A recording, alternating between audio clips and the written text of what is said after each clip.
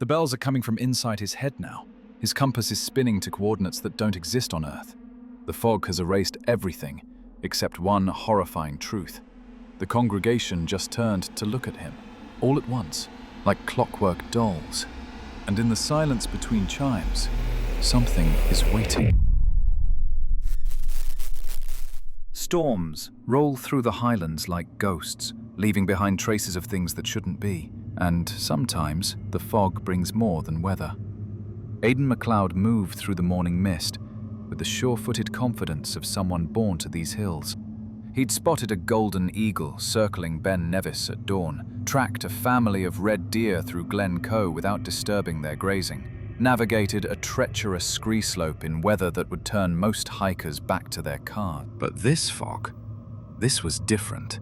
It had rolled in against the wind, flowing uphill like water in reverse, pooling in places where fog had no business being. And within it, those bells, soft and metallic, like wind chimes in a fever dream. The locals in the village had warned him about weather like this.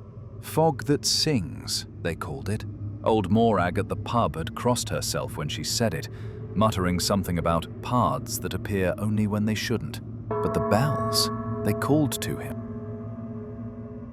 The further he walked, the more he realized something was fundamentally wrong. The normal sounds of the Highlands had simply stopped. No curlews calling across the moor, no insects buzzing through the heather, no sheep bleating in distant fields.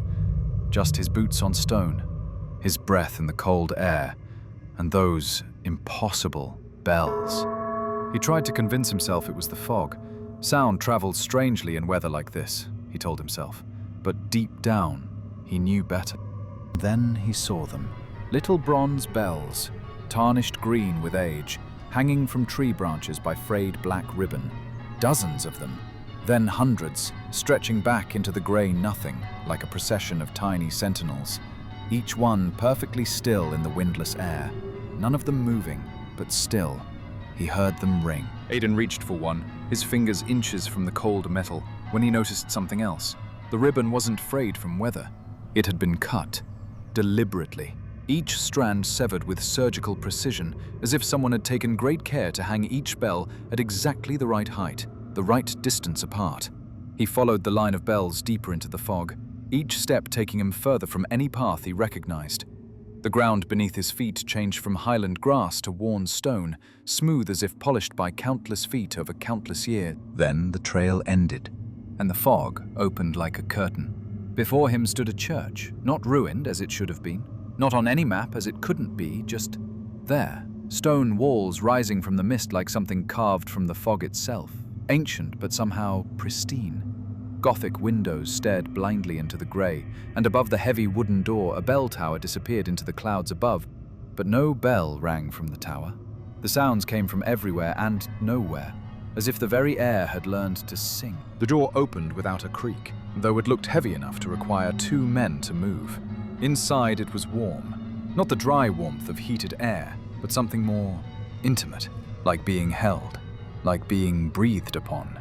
Candles burned in rows along the walls, their flames steady despite the draft that should have come through the open door. But the wax dripped upwards, defying nature, pooling on the ceiling in grotesque stalactites of tallow and wick.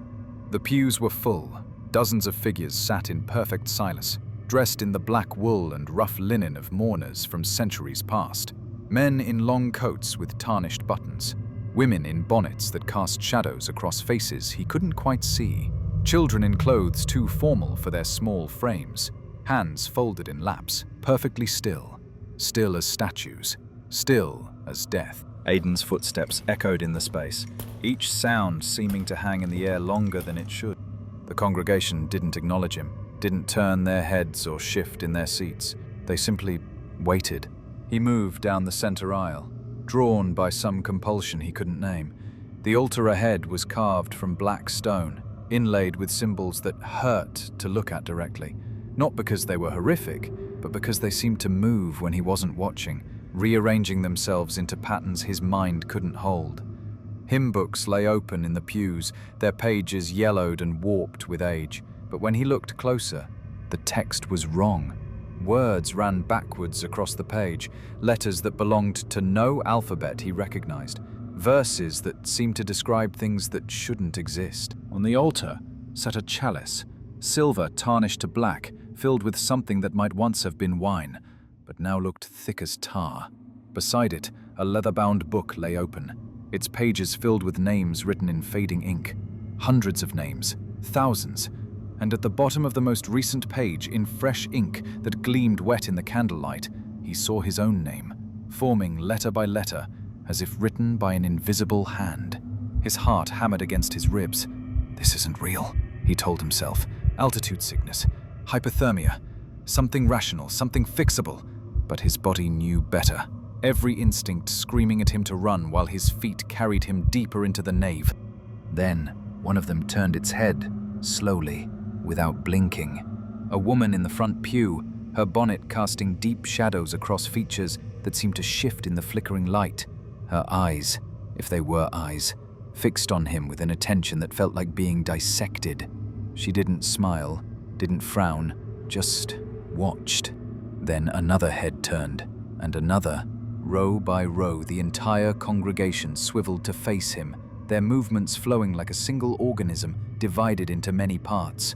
Still, no one blinked, no one breathed, but they all watched, with that same terrible, patient attention. He stepped closer to the pulpit, and every figure turned their head at once. Not just the ones who hadn't already turned, all of them, snapping back to perfect alignment like compass needles finding magnetic north. Still no one moved their bodies, just eyes, tracking him, following his every movement with mechanical precision. The bells began again, not outside, but inside the walls, inside the stone itself, as if the very building had learned to sing. The sound built in layers, harmonies that shouldn't have been possible, notes that seemed to come from everywhere at once.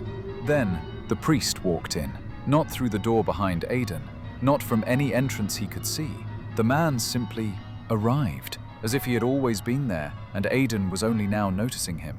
Tall and thin, dressed in robes that might have been black, or might have been the absence of color entirely. His head was wrapped in linen strips, wound tight like a burial shroud, leaving only his eyes visible, eyes that were hollow as burnt wood, empty as wells that had run dry centuries ago. When he spoke, his voice came from everywhere and nowhere, echoing through the stone and the bones of the building itself.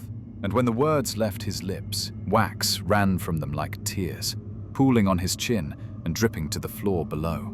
Come. The single word formed not in the air, but inside Aidan's skull, bypassing his ears entirely. It carried the weight of centuries, the authority of something that had been obeyed for far longer than living memory. The bells grew louder, more insistent, and Aidan realized they weren't coming from the walls anymore. They were coming from the people in the pews, from inside them, as if each figure contained its own bronze bell, ringing in harmony with all the others.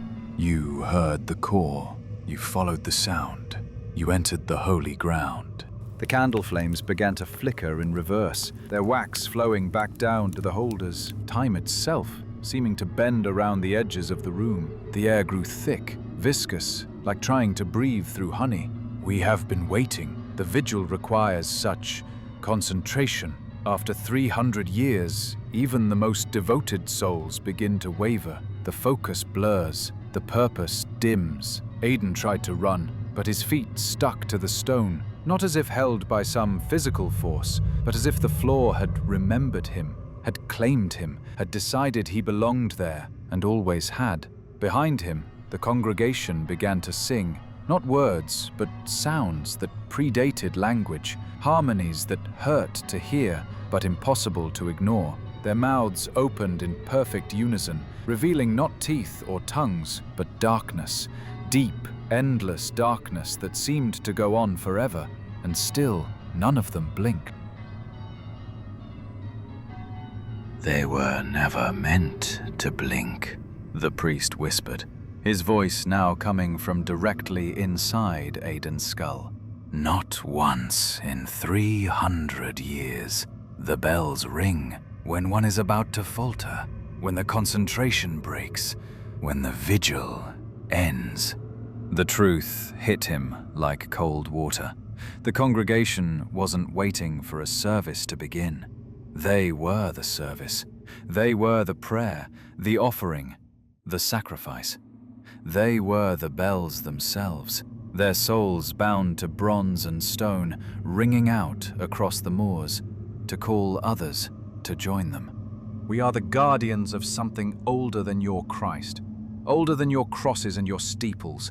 We keep watch over what sleeps beneath, and in return, we are granted eternal purpose, eternal stillness, eternal song. The fog outside the windows began to glow with its own light, and Aidan could see shapes moving within it.